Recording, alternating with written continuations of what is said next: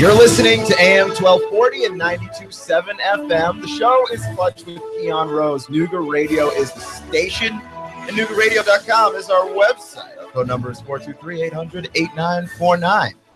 And this is a special show today because we've got the Chattanooga Eagles back in town, and they are playing an important game tomorrow against the Huntsville Rockets. For first place in the division, joining me is Coach Hayden Clark. So, Coach, if we can get you close to this mic here, so we can hear you. How you doing today, Coach? Pretty good, man. How are you? I'm doing good myself. So you've got well, first off, how's the heat treating you guys? I'm wondering. Brutal. Brutal. That's what I figured. We're about to go paint the field, and I'm kind of regretting that decision for today. Oh boy. So, like, how does that work? How does practice in this work? Because I walked from the building to my car, and I almost died. Practice and stuff. We usually just try and do film sessions throughout the week because this kind of football, everybody else has a job. So right. Practice throughout the week, it's tough, especially with the heat. We usually try to do some film studies and stuff like that with the guys, and we try to get film to them as early as possible throughout the week. So that, we hope that they study up. Most of them do a really good job, and it definitely shows on the field. So, practice is, I don't want to say it's non-existent, but it's not like your high school 5 days a week type deal. Right.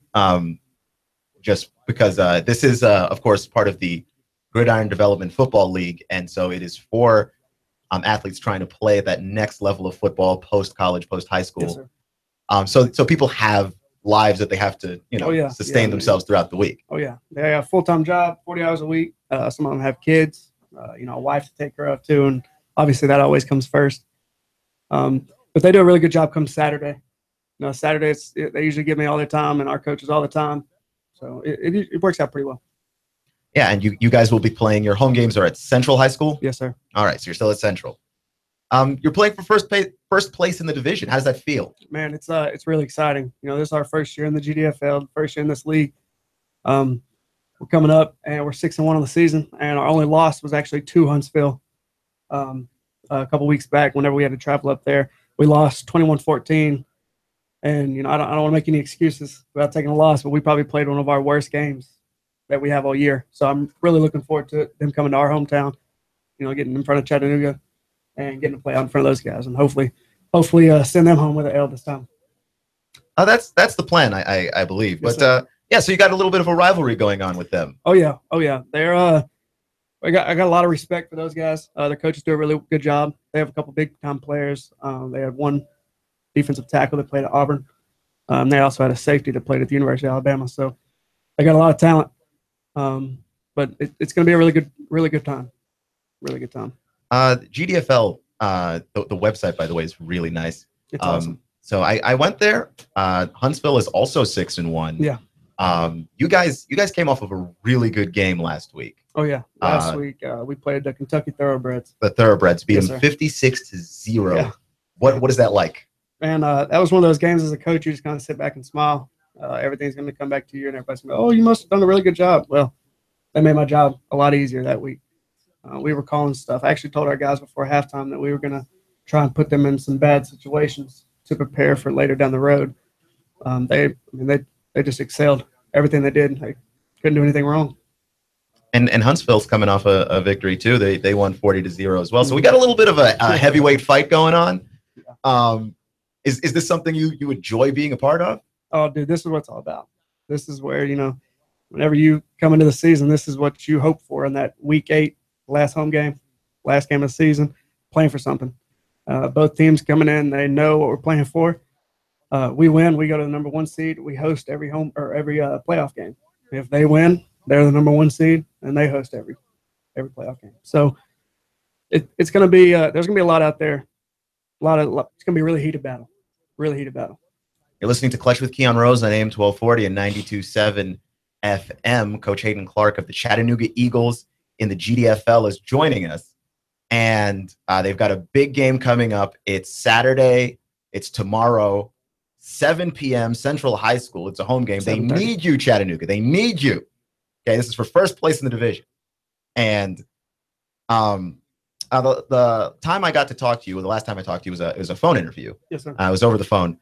And You told me that you were an offensive guy, and I'll get to Coach Zach in a second because you're the defensive back coach.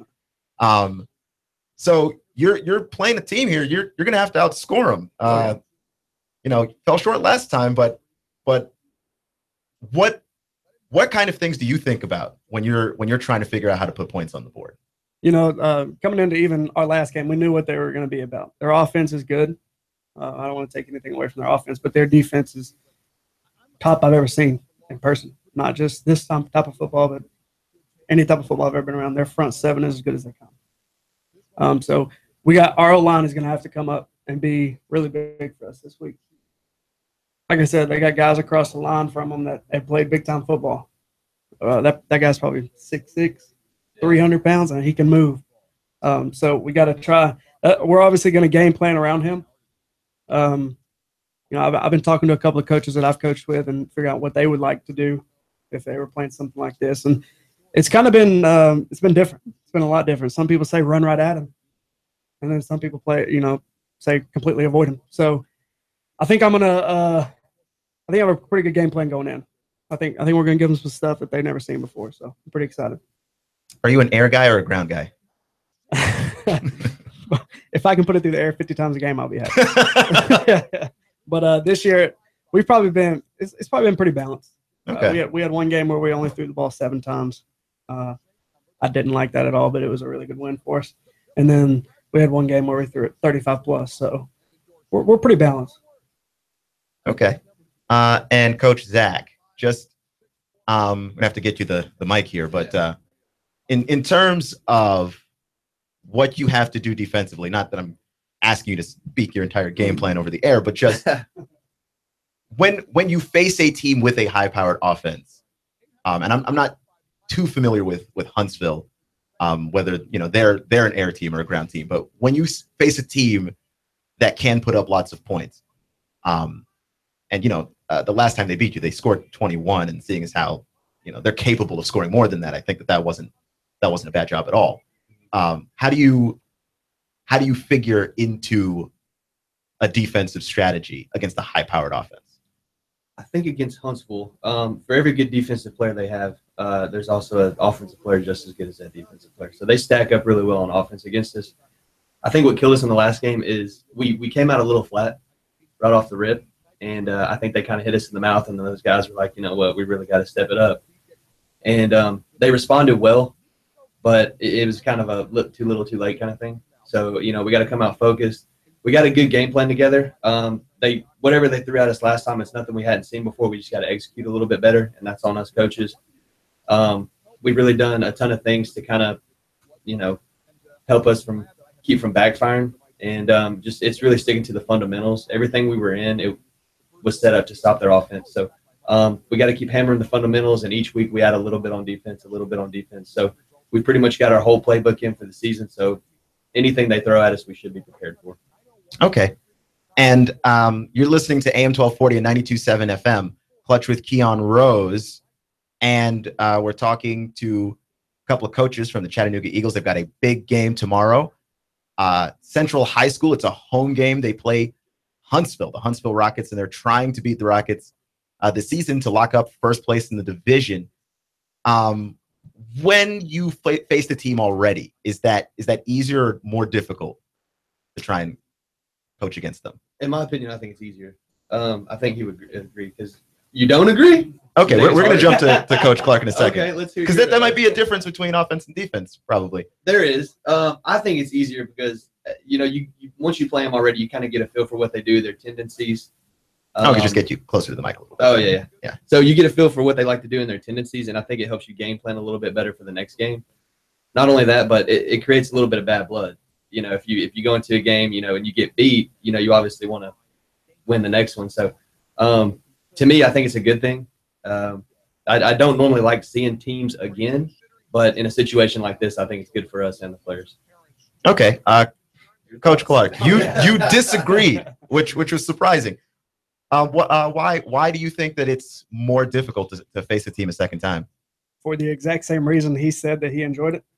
It's the exact same reason on the offensive side and why I don't enjoy it. Right.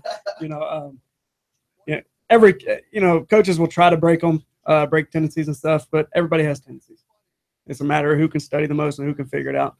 I don't want to say our offense is simple, but we try to keep it as simple as possible. With only being able to practice certain times a week, you can't really, I guess, explode your offense.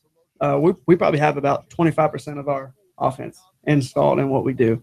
The guys do it really well, but I can't, if they pick up something on film, it's not something I can just automatically change. On the defensive side, those guys watching, okay, anytime they run this is the looks you're going to get. Here's 3 or 4 plays. And that's the exact same reason I think it's going to be more difficult to coach this time around than it was last time because they've seen it before. Okay. So that it feels like this is going to be more of a grind than the first time. I would say more less points would be my guess. Okay. I would say I'm definitely always going to say we're going to win. That's not going to change. Right. I think it could be a 14-7 game, 14-10 maybe. Okay. I think it'd be low scoring. So does it help then that you've won close games before? The first game of the season, which was actually I interviewed you after that, was an 8-6 win. So does it help that you've won close games before? Yeah. All of our guys, they stay composed whenever it gets close. It's not a the thing where our biggest struggle is whenever we get down. If somebody didn't do their part, then everybody likes jumping on that person. That's where we have to learn. Coming in the first year, all these kids, they come in, they're playing at Howard, they're playing at Brainerd, all these schools, and they try to combine. So that's the toughest asset, I guess you can call it for us, is those guys have to gel together as Chattanooga Eagles now. Okay. That's really tough to do. A lot of people just say, oh, it's a team, pick it up, it's fine. But that's the hardest part, is playing with guys that used to be your rival in high school. Right. And now you have to be brothers on the same team. Right. Like you're going from, I hate this guy, and now we're not just supposed to be friends, we're a unit. And in some cases, less than a year. Because we're playing in the summer. So these high school kids are fresh out of high school. That's true. And they jump straight into this. So some of the cases are, it's not even a year. It's a matter of a couple months. Yeah. Let's just jump back to Coach Zach. Is that something that's easier? Yeah, right. Like the mic jumping back and forth things is tough in studio right now. But is that something that, from a defensive perspective, is that equally as difficult in terms of getting a bunch of guys to play together that maybe before they were rivals, maybe they hated each other, just can't stand this guy, gets on my nerves, and now we're here and we have to be a team?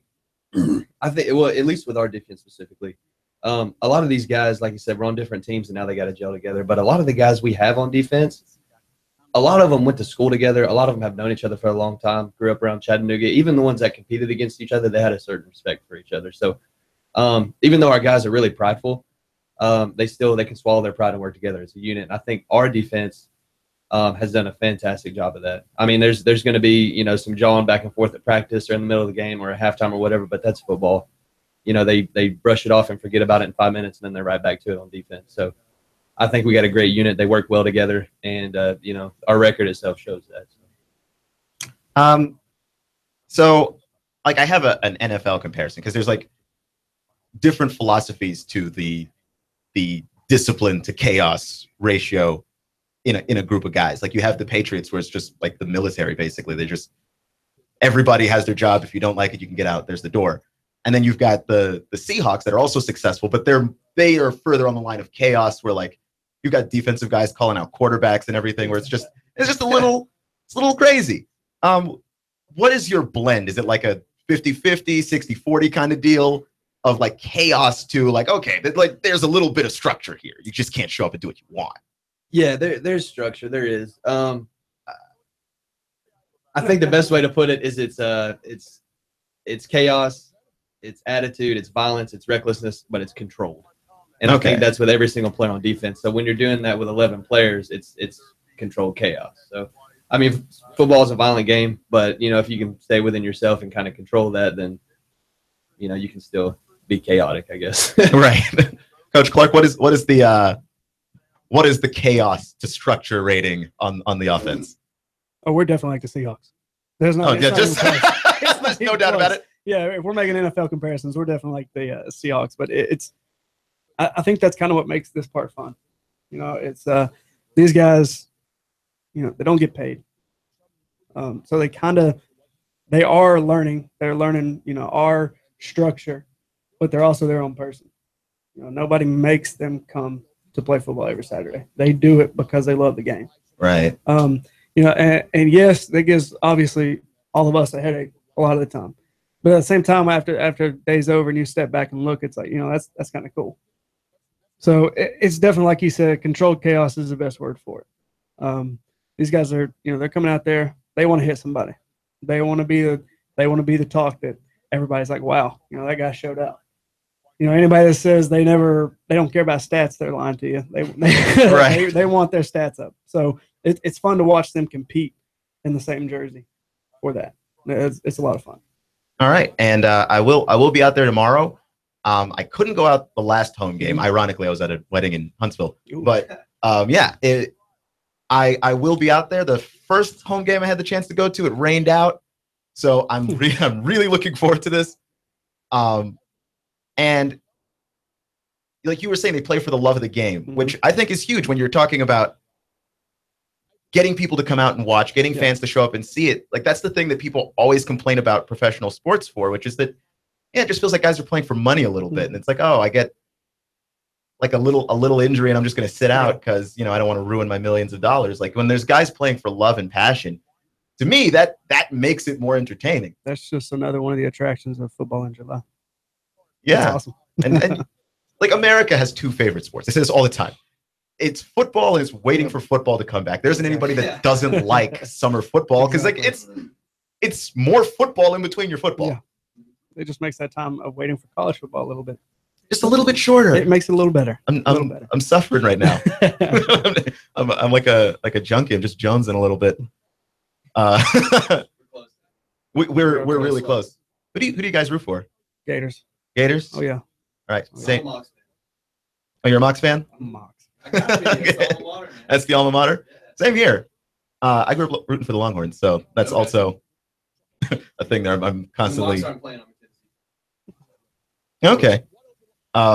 Just another reason to butt heads a little bit. So what do you think the Gators are going to do this season? No, that's not happening. I'm going to say 8-4, 9-3. Realistically, 8-4, 9-3, somewhere in that range.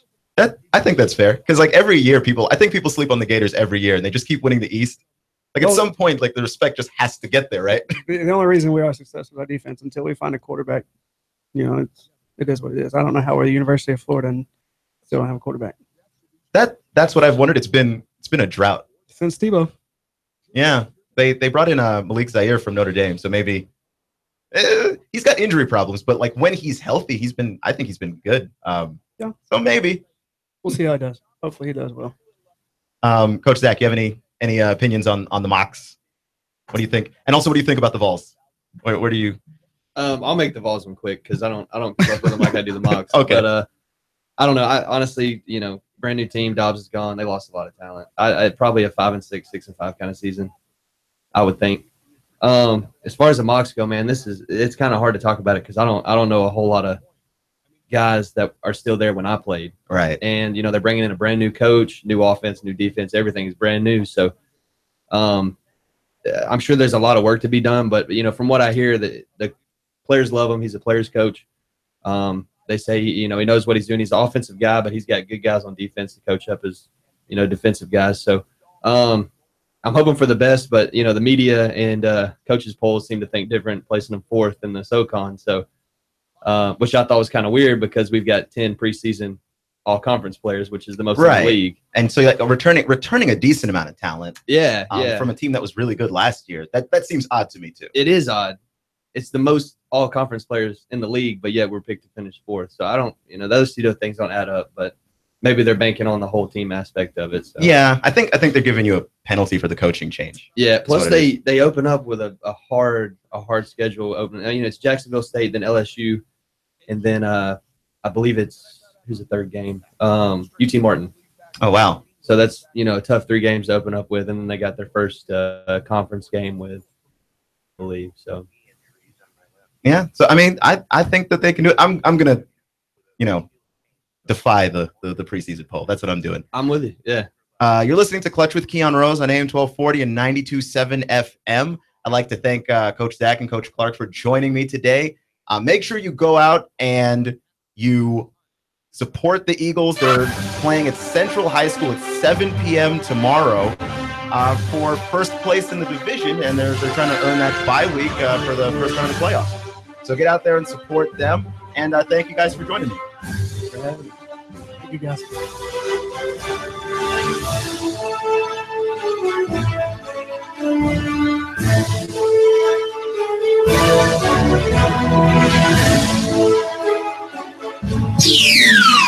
The Tennessee Valley's news, talk, and sports leader. Nooga Radio, AM 1240 and 92.7 FM. 3, 2, 1. Chattanooga Radio, AM 1240 and 92.7 FM's news now. Bradley County Sheriff Eric Watson was booked into his own jail on Friday, but then posted $30,000 bail and got back on the job. A bill that would have